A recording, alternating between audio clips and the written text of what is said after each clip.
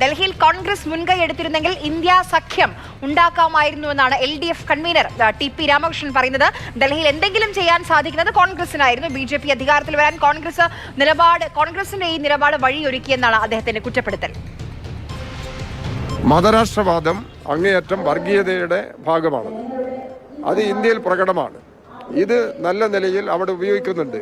ഇതിനെ നേരിടേണ്ടുന്ന ഒരു ശക്തിയാണ് ഇന്ത്യയിൽ ഇന്ത്യ സഖ്യം. ആ ഇന്ത്യ സഖ്യം ശരിയായ രീതിയിൽ പ്രവർത്തിപ്പിക്കുന്നതിന് വേണ്ടി കോൺഗ്രസിന്റെ സഹകരണം ഉണ്ടാവുന്നില്ല.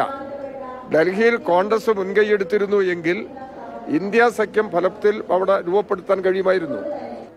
അപ്പം അതുകൊണ്ട് എന്തെങ്കിലും ചെയ്യാൻ കഴിയേണ്ടത് കോൺഗ്രസിനാണ്. എന്നാൽ കോൺഗ്രസ് സഹായകരമായ നിലപാടല്ല എടുത്തത്. BJPക്ക് അധികാരത്തിൽ വരാൻ സൗകര്യമൊരുക്കുന്ന സമീപനമാണ് കോൺഗ്രസ് സ്വീകരിച്ചത് എന്നുള്ളതാണ് നമുക്ക് ഡൽഹിയിലെ റിസൾട്ടും കൂടി വെച്ച് നോക്കുന്ന സമയത്ത് കാണാൻ കഴിയുന്നത്.